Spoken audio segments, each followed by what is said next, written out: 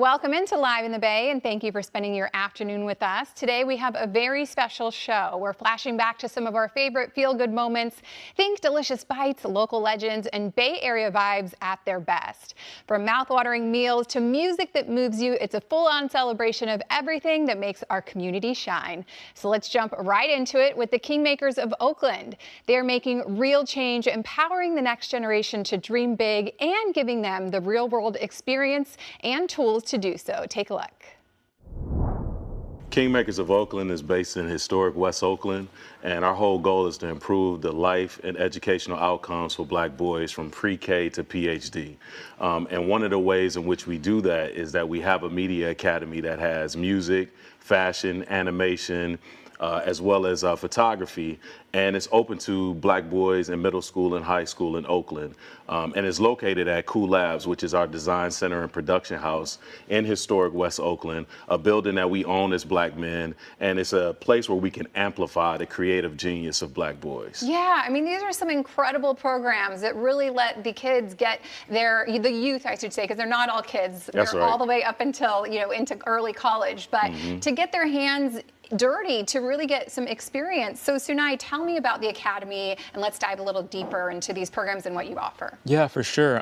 We cover the areas of fashion, media, animation, and music. I am the fashion instructor, and I basically give my students pretty much all the tools they need to start their own brands, all the stuff I had to figure out on my own, how to screen print, how to embroider, how to source garments, how to build a business and build a cohesive body of work, and then think about using that to better my community. Wow. And so I basically built my dream studio, and my students get to use it for free. What are some of you're in fashion, so what are some of the designers that you've seen emerge, or any labels that, just kind of an experience of a student coming through? Share with us something they've created.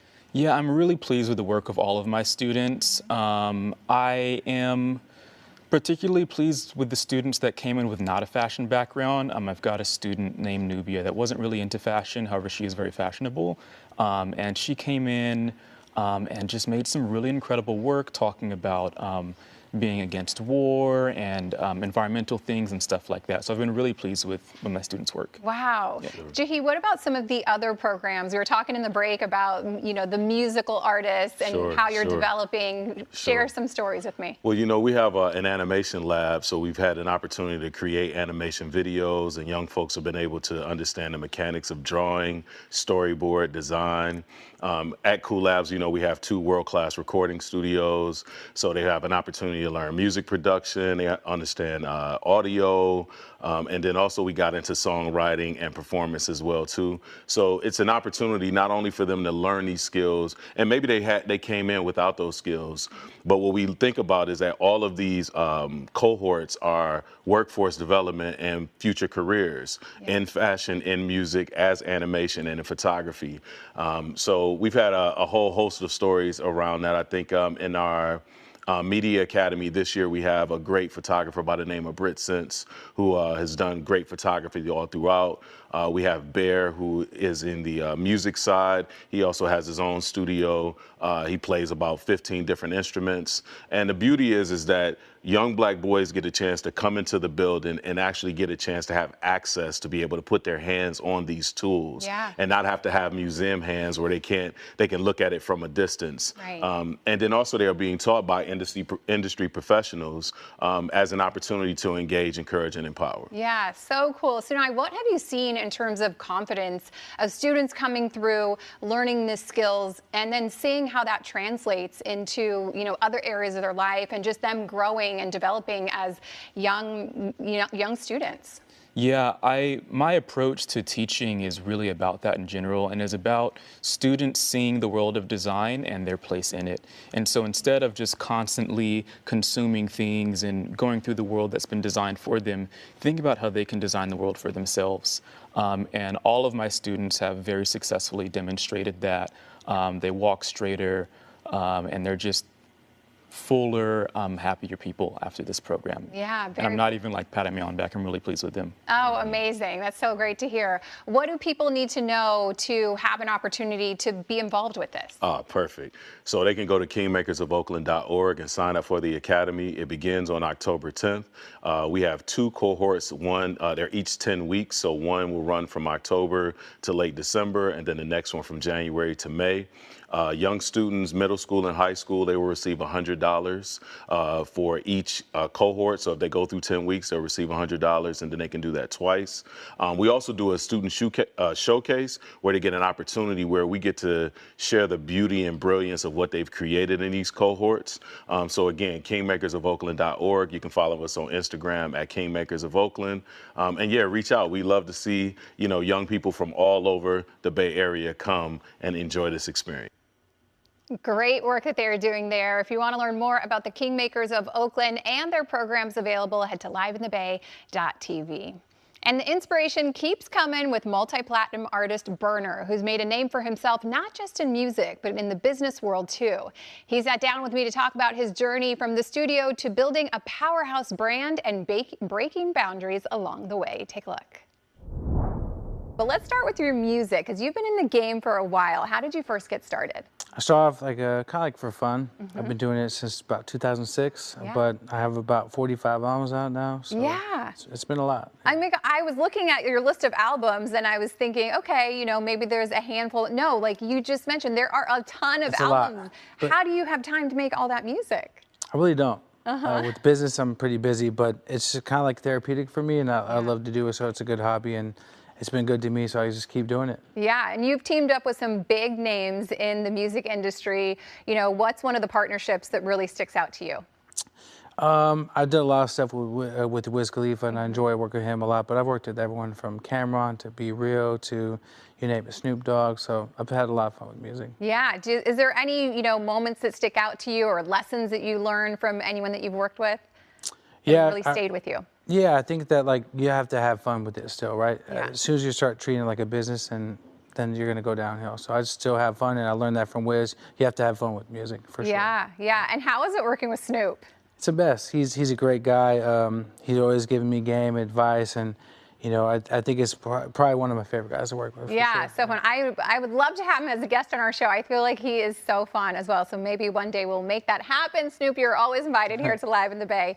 I want to talk about your new album coming out. You said you hardly have time, but we do have some new music coming. So what can you tell us about it? Yeah, it's called 09. It comes out on my birthday, 10/27, and I think it's just like kind of bringing my fans back to the original stuff. I was making this, old school sound with beats and features and whatnot. So I think it's going to be very nostalgic for my day ones. Yes, and is this the 46th album?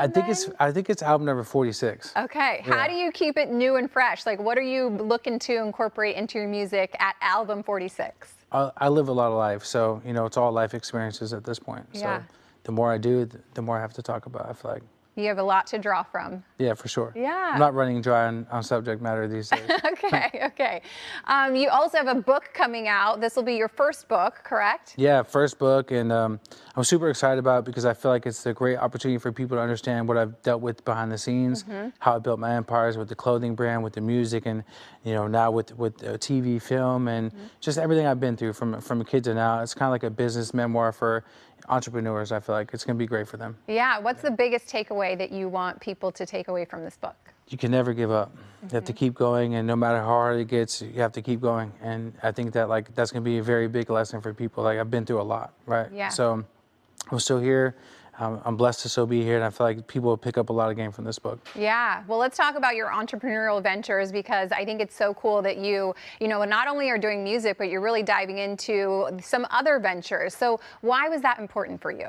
I feel like, music is a great launching pad for artists, and I feel like you can only make so much money doing music. I feel like when you start spreading your wings, whether you get into TV, film, like I did with clothing, we built a huge clothing empire, and now with food, I feel like that's what you're supposed to do as an artist. Use your platform to kind of build more, right? And I love to build things from the ground up, and so I feel like the music has been great for me, a great start for me, but it's only like a good commercial for everything else, I feel like. Amazing. Yeah. What's something that you've learned through this entrepreneurial journey? Because that's hard as well. The music industry is hard, but so is, having your own business, building all of these brands. What is something that you've learned along the way? I learned it's best to put your own money behind yourself. Even if you have to start small, when you put your own money behind yourself, then you focus 100% on everything you have to do to make that money work for you, right? Yeah. The second you kind of take money from other people, problems could happen. Right. So that's my biggest lesson in business. Yeah, that's a really good lesson and to share, because people might be wanting to start something, but they might think, I don't have the funds. So just, save up that little bit and make that work for you. Save your money, put it into yourself. Also kind of leverage your platform, the resources you have around you. That's not capital. That's super important as well. Yeah. Well, I want to talk about what's right here on the table because I think this is so cool. You don't see many people coming up with chips as their line, as their product line. So why did you want to get into chips? It's a better for you snack. No yellow 5, no red 40. No, it's gluten free as well. But the flavor is incredible. I feel like snacks is a great thing for us. I think we did it great. I think we did it well. Yeah. Okay. Tell me about the flavors here. We got chili limon. We have salt and vinegar with a little onion and a little garlic and a little barbecue on it as well. We have sound alarm, which is super hot. We also have honey hot and honey barbecue, and soon fire ranch. So the Yikes brand's going crazy. It's really good for kids as well. Like, look, some of these forever chemicals are bad for our children. So I feel really good about this product. I am a chip girl, and let me tell you, those were so delicious. And I really like how a big part of it for him was making sure that there were no chemicals and bad ingredients in there. But the chile limon, yes, sir, those are delicious. If you want to learn more about Berner's music and entrepreneur endeavors, head over to our website, liveinthebay.tv. Still to come here on the show, actor and comedian Marlon Wayans chats his breakout role in the film Him. We hear how he prepared for this role and what keeps him motivated to continually return back to the comedy stage. And later, music from the talented Rose Corelli. We hear how she's using her platform for a purpose, and we get a one-of-a-kind performance from the violinist. Stick with us, Live in the Bay. We'll be right back.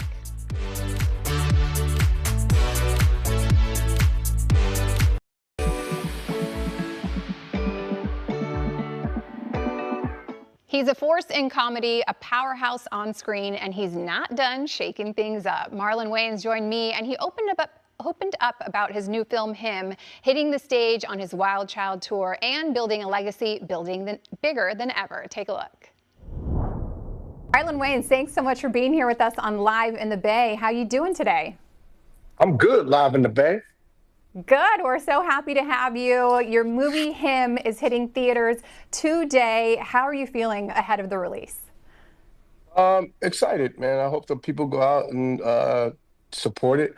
It's a really good movie. It's different, and I think I give my best performance. So, I mean, if for nothing else, go see my dramatic turn. Yeah, absolutely. I want to dive in and talk about this film a little bit because we are so used to seeing you on the comedy side, but this is a switch up. It's a little more serious, a little more dramatic. What's at the heart of the story that this film wants to tell, and why were you drawn to that role?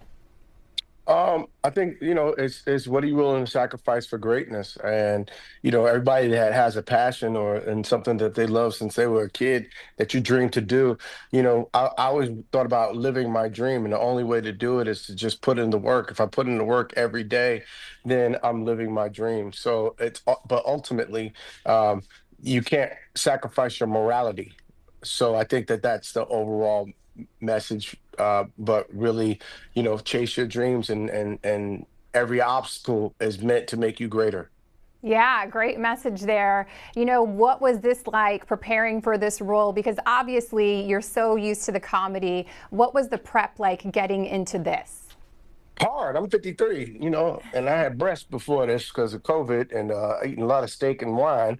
And so I had breasts and I had to get rid of those and make a chest. And, a lot of two-a-days, a lot of workouts, a lot of walking, a lot of, centering and meditation and red light therapy meditation and breathing and just, it's like you take your frequency and put it up there and you got to calm it down because my body needs to rest in order to actually be fit. Yeah, so it was hard. So much preparation to get in the best shape of your life, dedication that takes. Was there ever a moment when you were filming and you were like, whoa, this is a whole different beast compared to the comedy that I'm used to? No, because I dive in the comedy. You know what I mean? Like I'm gonna be performing in San Jose Improv 26th and 27th or something like that this next weekend, and I give 150% to everything that I do. I don't care if it's the stage. I don't care if it's writing a movie. I don't care if it's doing a drama, a comedy, White Chicks, Little Man, 7 people in one movie when I did Sextuplets. Marlon's a hard worker. And so I feel like I prepared 53 years for every moment. I'm preparing for the next moment. And every moment after that is going to be a better moment because I'm going to be a better artist because I'm going to do more work. You stay booked and busy, truly. I mean, you have so much going on, and I think that that is just so fun. You mentioned, the comedy show coming to San Jose. What is on this comedy tour? What is jokes? It's funny from start to finish, and I always say the joke's on me. I like to talk about things that I've been through in my life and what's funny about them. And I think it's actually more relatable than talking about the news or talking about like pop culture. I think that's easy for me. I think it's more therapeutic when you can talk about yourself because then you can heal. You can kind of hear yourself and you heal you and you heal others. Yeah, you've been doing this for so long, like you said. What keeps you excited to keep getting on that stage? And how has your comedy evolved, like from now, from when you first started to now? I think when I first started, I was much more topical. And now I realize great comedy is layers of an onion. So you have to become, the more vulnerable you become on that stage, the more truthful you become, the better storyteller you become, and the better comedian.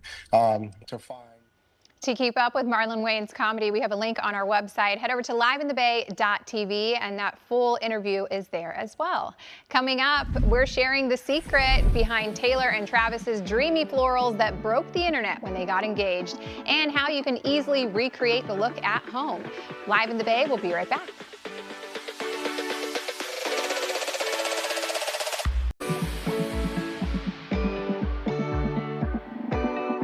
They broke the internet with their engagement, and Matilda's Bloombox joined us to spill the secrets behind Taylor and Travis's stunning florals. Founder and CEO Emily Bichetto even shared tips so you can recreate the flower magic at home. This is so gorgeous, and I'm so excited to have you here to kind of talk about the Travis and Taylor engagement moment. Of course, those florals and those photos took the world by storm. What was your reaction to seeing the photos? So the one thing I thought was really cool, so this is like an arrangement here that really encapsulates all the flowers that we use. And obviously the photos were beautiful. Yes. He did a great job, you know. But the thing that was really interesting was the limelight hydrangeas, which are these ones, and they have these kind of cone-like heads. They were everywhere. Yeah. And they're actually only grown in Oregon.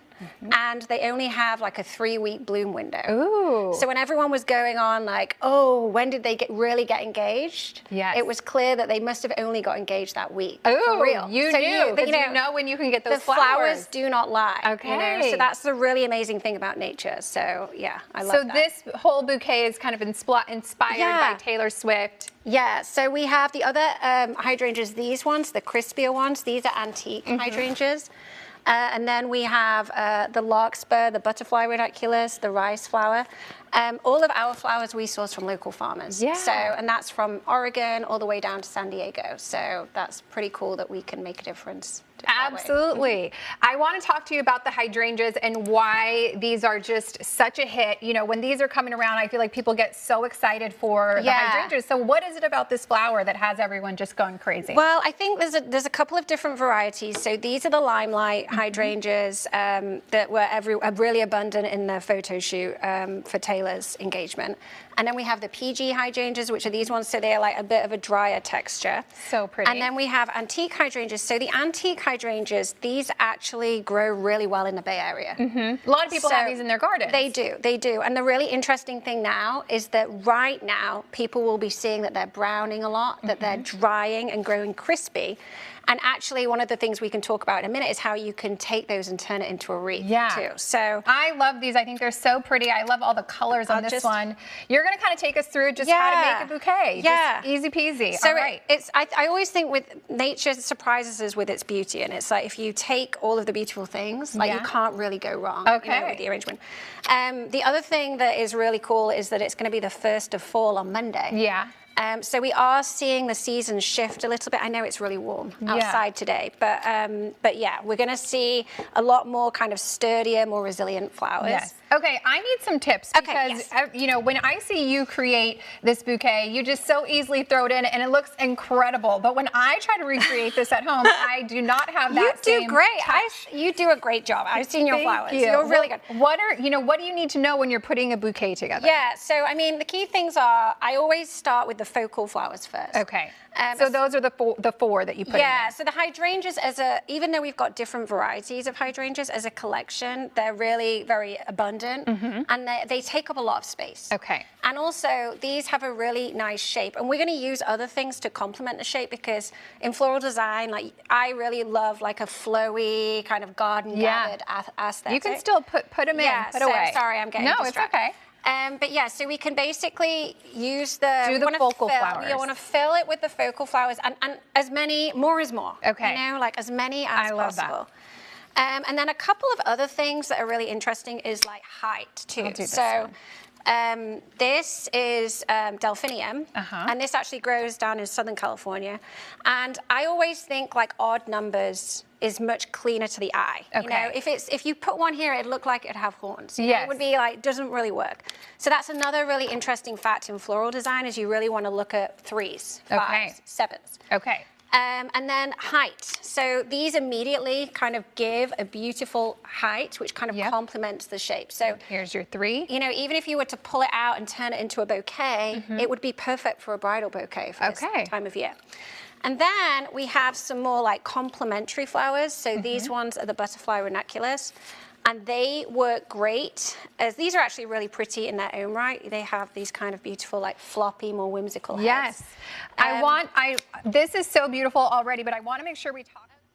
One of the things I love about Matilda's Bloom Box is that she sources flowers from local farmers. So she's all about giving back to our local farmers, making sure that she's helping them out and bringing a little bit of beauty into your home. If you want to learn more about Matilda's Bloom Box flowers, head over to our website, liveinthebay.tv. When we come back, get ready to discover how simple ingredients can turn into an unforgettable feast. Chef Nico takes us on a flavorful journey through Eos and Nick's fresh Mediterranean-inspired dishes. Stay with us, Live in the Bay. We'll be right back.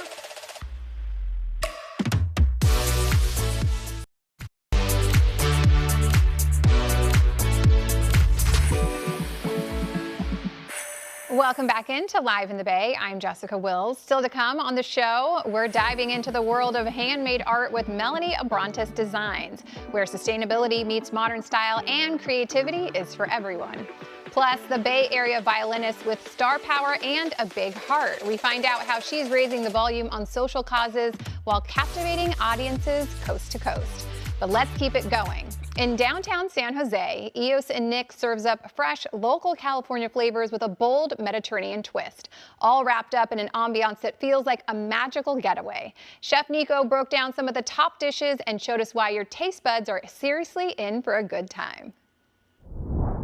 This looks so beautiful. Wow. I'm so excited to dive into all of these dishes. Give me a little bit of background on who Eos and Nick's is. So we opened last year in November.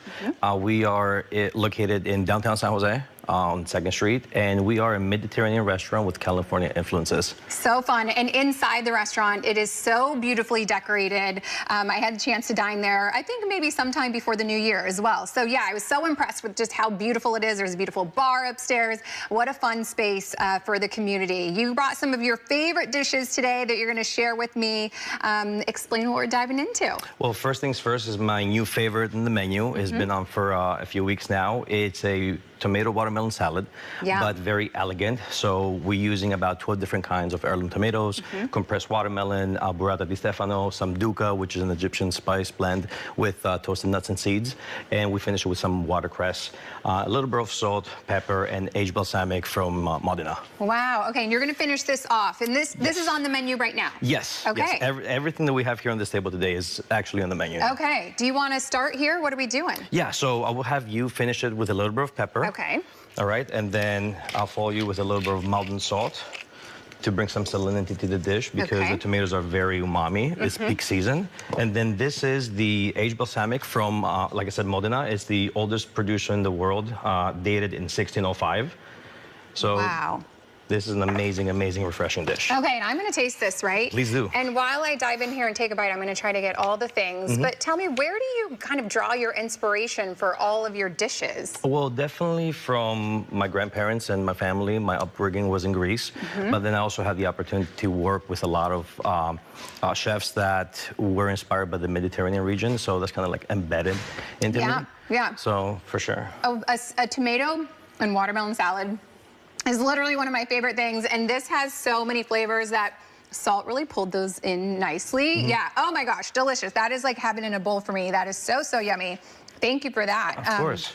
What else do we have? What is this? So this is our Spanish octopus. We cook it in a bouillon for a couple of hours until it's nice and tender. We cool it down, and then we grill it and smoke it over our open grill, so it's almond wood and mesquite charcoal until we get a really nice crispy texture. We finish it with a fennel puree, some Marcona almonds, citrus, a little bit of micro arugula, and some caramelized cipollini onions. Wow. And definitely to bring up some nice acidity and crispness to it, you can squeeze a little bit of finger lime right on top of the octopus. Okay, and I had never heard of this. You told me that this is a finger lime, and when you kind of squeeze it out, it's almost like little caviar balls. Yeah, it's nature's caviar. That's wow. See, it's really cool. Oh, so, so cool. Yep.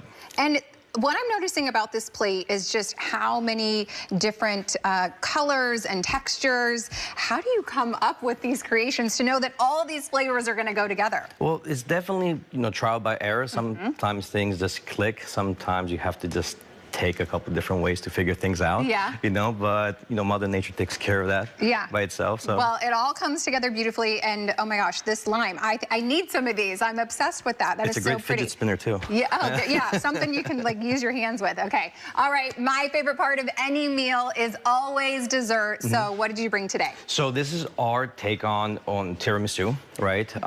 After all, there's a good Italian population in California, so we just have to pay homage to that. Ours is done a little bit differently. Our sabayon is made with milk chocolate. We make the lady fingers in-house, and then we infuse in espresso. We layer them, finish with some cocoa, toasted hazelnuts, some micro mint, and some crisp chocolate pearls. Wow. So it's literally heaven in a cup. Heaven in a cup. Yep. Another heaven in a cup. Because this was heaven in a cup. Now we're ending. No, that was a bowl. Oh, a bowl. Don't switch it up. Yeah, you're right. You're right. Okay. So I got to take a bite of this, obviously, yes, right? A little bit of everything. Okay, a little bit of everything here. Yum. Wow. Oh my gosh, yeah. That is tiramisu on another level, for sure. Delicious, delicious. Okay, your guys' menu is ever-changing depending on what's in season? Yes, it's not just in season. Sometimes we go hyper-seasonally, so if something is only available 2 to 3 weeks a year, then we just do that. So I would say probably every few weeks something changes. Okay, I love that. That means you're cooking with the freshest that's available. Always a little something different that people can look forward to. Well, you did bring some wine as well, so I'm going to pass you this and tell me what we are toasting. So we are toasting a really nice Chenin Blanc from La Ventura by David Castleberry. He's our wine director. It's very crisp. It's aromas of pear and citrus. The minerality is insane. Wow. Yeah. And it definitely pairs really, really well with both the tomato watermelon and the octopus. Okay, well, cheers to that. Cheers to you. This was amazing. Thank you. If anyone wants to come out and check out Eos and Nick's, where should they go? So we're located on 201 South 2nd Street, open Tuesday through Sunday. Brunch on Saturday and Sunday. It's popping. You guys have to come. Live DJ, the whole nine. It's excellent. Chef Nico truly is so talented. You know when you have a plate and it has so many colors and textures on it that it is going to be just so delicious and come together so well. I am blown away by his creativity, and I got to check out that brunch. Sounds like it's going to be a good time. If you want to learn more about Eos and Nick's, head over to our website, liveinthebay.tv. We have their information posted there. When we come back here on the show, discover how Melanie Abrantes Designs is turning cork and wood into beautiful, sustainable art with a mission to make woodworking easy for everyone. Stay with us. Live in the Bay is coming back in just a bit.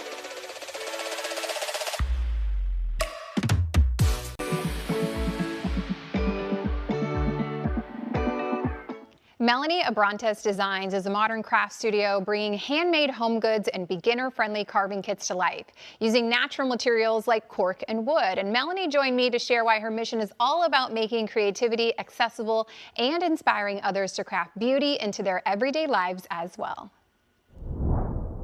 So I am a designer and maker here in the Bay Area, and I make cork and wood products for their home, as well as I make carving kits.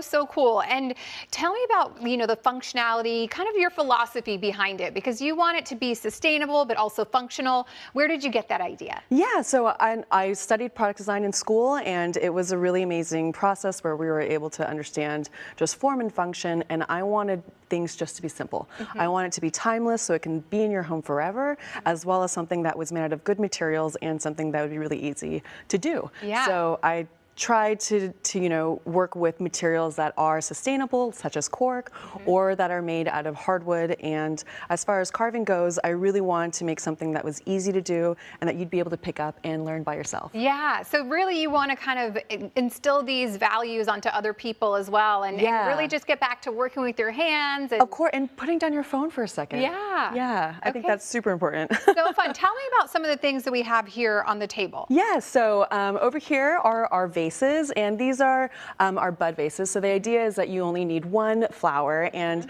I've been recently visiting my sister who just had a baby, and I went on a walk to literally walk the dogs just to give her some breathing room and to be able to be with the baby alone. And I picked a flower on the side of my walk, and I brought it home just to put on the one bud vase. So. And these are truly so simple, Thank you. Statement pieces. Yes. Like they make such a statement, and you're right, one flower and the wood, I mean, these are gorgeous. I think they're so pretty. Thank you so much. Yes, talk to me about the cork and kind of why that's one of your preferred materials that you like to work with. And I even brought actually what cork looks like right off of the bark. So this is cork right off of the bark, and the idea is that cork is actually from an oak tree, and I'm half Portuguese myself, and so I grew up visiting Portugal, seeing that cork was made out of so many different products, and I wanted to bring that to the market here in the US. And I design things that are a little bit more functional as well as modern in with the way it looks. There's a fun fact about cork and just how long that it takes to actually grow and harvest it. Tell me about cork, and we were kind of talking about that. We were. I mean, I'm such a nerd when it comes to cork because I have such a love for it.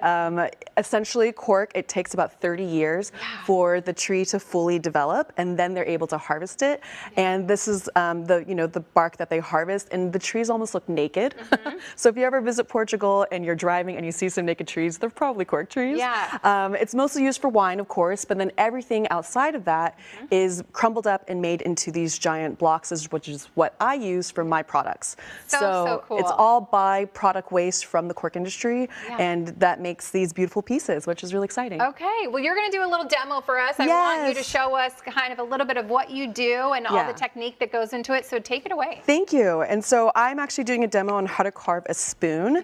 And so this is a half carved spoon right now, but I have these two tools. So this is our spoon gouge as well as our knife, and I teach workshops around the Bay Area. So we have our next class coming up on October 11th in the South Bay area in Campbell. So you teach people how to do this? Yes, yeah, and it's so inspiring because majority of the time people have never carved before in their lives and they come to the class being so nervous, but it's an incredibly relaxing and meditative process, and so they have a lot of fun being able to carve and then being able to take home something that they made themselves. So yeah, that is really it's a cool. lot of fun. And about how long would it take you to carve this spoon and get your finished product? Yeah, so for me, a little faster. But for the workshop, it's about 2.5 to 3 hours. Okay, wow. Yeah. And you can do it quicker than that. Yes, yeah. And these are some of your finished pieces that you have right in front of you. Yes, exactly. These are some of the finished spoons, and some of them are like half finished, so you can kind of see what it looks like before, and then we also carve using a knife, and this is called whittling. Okay. So I actually have a subscription carving club where we make different types of carving projects. How cool. Yeah. And what kind of wood is this? This is called basswood. So it's a really soft wood, and as you can see, I'm able to carve it pretty easily. And that makes it really fun and easy to carve, which is really nice and this is what we use in our classes. Okay. I'm so impressed by her abilities and skills to just carve that. She's just carving away, so easy for her. And the finished products were just beautiful. Statement pieces, but so simple, just wood, simple statement pieces. Thank you so much to Melanie who joined us. And if you want to learn more about Melanie Abrantes Designs, head over to our website, liveinthebay.tv. We have more information linked there. After the break, Rose Crelly's inspiring journey, electrifying audiences with her violin and giving back through powerful charitable work. We'll learn more about it. Stay with us. Live in the Bay is coming right back.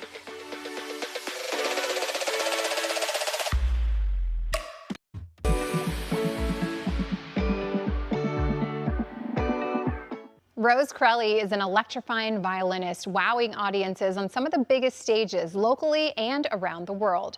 But she's more than just a performer. She's a dedicated philanthropist using her music to champion causes close to her heart. Take a look. There is so much happening with you in addition to your music, so I'm excited to chat with you about that. But you've been busy since the last time you were on our show. You've made several appearances, so I want to talk to you about, being out at the Giants and at the Valkyries games. What has that meant to you? It's so fun. I love playing for stadiums.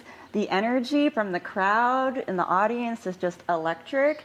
And especially being part of history for the Valkyries. I played the anthem for their very first game ever in Chase Center, and I had goosebumps. It was so special. In addition to playing the anthem for them, you also made it into their official music video. Tell me, how did that come about? That was a self-funded project, a creative project I had. I remember I was in the recording studio with my recording producer, and I was like, this sounds like a really hype up anthem. And I know that fiddle music is very important in Norse mythology, and the Valkyries are a part of Norse mythology. So I was like, you know what? This is the perfect combination of fiddle, Bay Area hip hop, and just combining also the Valkyries into it. Yeah, well, so special, so fun. Congrats on all of that. You, of course, though, are, taking your music and using your purpose with it. So you have an event coming up. It is a birthday celebration, but it's much more than a birthday. Tell me about it. Yes, so Tuesday, October 28th at the Great American Music Hall, I'm going to be celebrating my 30th birthday, 5 years living in San Francisco, and I'm going to be fundraising for the San Francisco Asian Women's Shelter. October is Domestic Violence Awareness Month, and I really wanted to be able to put my birthday celebration towards an amazing nonprofit. Yeah, so Sarah, tell me what you guys are doing over there at the SF Asian Women's Shelter. Yeah, so we're one of only 3 domestic violence shelters in San Francisco. So as you can imagine, we're consistently full. The thing with Asian Women's Shelter that we provide that's a little different than mainstream services is culturally specific and language access programs to domestic violence survivors. So predominantly immigrant women, their children. We also serve, we have a youth prevention program, we have a human trafficking program, we have an LGBTQ survivor program. So we serve, our name is Asian Women's Shelter, but we serve all survivors. Yeah, and how can people get involved if they want to give back or help out the shelter in any way? Yeah, so it's an amazing, perfect time. It's the fall season, season of giving. We usually hold a traditional gala every year. This year we aren't. Given a lot of the funding uncertainty with the federal government, we're doing a community-led fundraising campaign for the entirety of Domestic Violence Awareness Month during October. Awesome. Well, Rose, I just want to congratulate you on, doing this and for your birthday, and also just giving back in such a big way. You have some new music coming out. You're going to perform for us right now. Tell me who you're performing with right now and what we're going to see. Yes, so our new single is called Time and Space. It's going to be featuring an amazing local R&B singer, Tyler, and also an amazing guitar player and producer, Rossi from Studio X over in Oakland. This song is about returning to yourself after you've kind of lost yourself, whether that's in a toxic relationship or anything that you've kind of lost your identity and like what makes you happy. So this song is all about returning to what makes you happy, whether that's creative hobbies, activities, or anything that, reminds you who you truly are. I'll find my way through time and space for you. No matter how far I go, I'll always come back home. I'll find my way to you through time and space for you. No matter how far I go, I'll always come back home.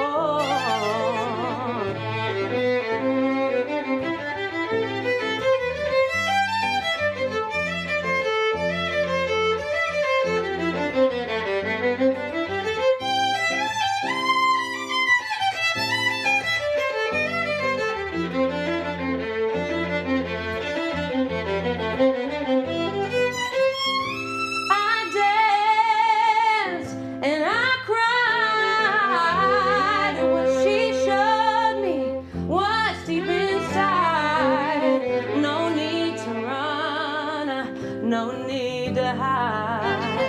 I can flow into the light. Where are you going?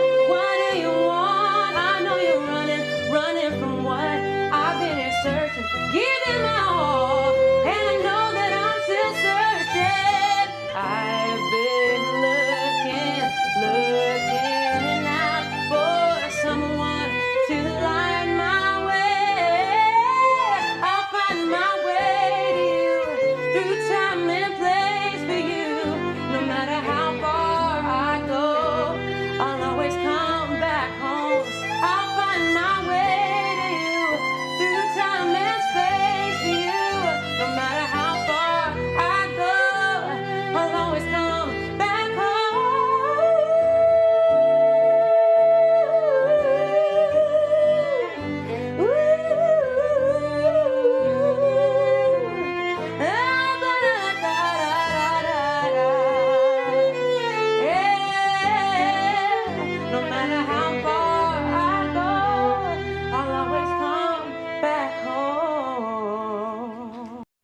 So beautiful. If you want to learn more about Rose Crelly and her music, head over to our website. That's liveinthebay.tv. Stay with us, everyone. We're heading to a short break, but Live in the Bay is coming right back.